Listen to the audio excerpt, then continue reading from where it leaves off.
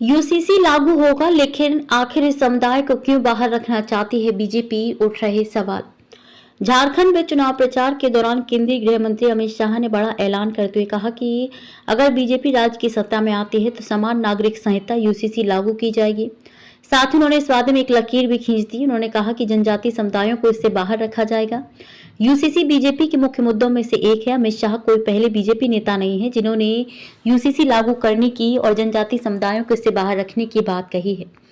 जनसंघ के समय से ही समान नागरिक संहिता दक्षिणपंथी पार्टी का एजेंडा रहा है।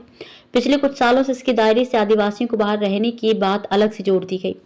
दरअसल बीजेपी को सवर्णों की पार्टी के रूप में देखा जाता था। ऐसे में दलितों और आदिवासियों को वोट बैंक को रिझाना एक बड़ी चुनौती थी। रविवार को एक जनसभा के दौरान अमित शाह ने कहा कि आदिवासी समुदायों की विरासत और पहचान की रक्षा करना उनका कर्तव्य है। जुलाई 2023 में दिवंगत बीजेपी नेता सुशील मोदी ने भी कहा था कि पूर्वोत्तर के राज्यों के जनजातीय समूहों को समान नागरिक संहिता के दायरे से बाहर रखा जाना चाहिए। इसके बाद केंद्रीय मंत्री किरण रिजिजू ने अरुणाचल प्रदेश में कहा कि हमें अरुणाचल के आदिवासी इलाकों में समान नागरिक संहिता को लेकर बात ही नहीं करनी चाहिए।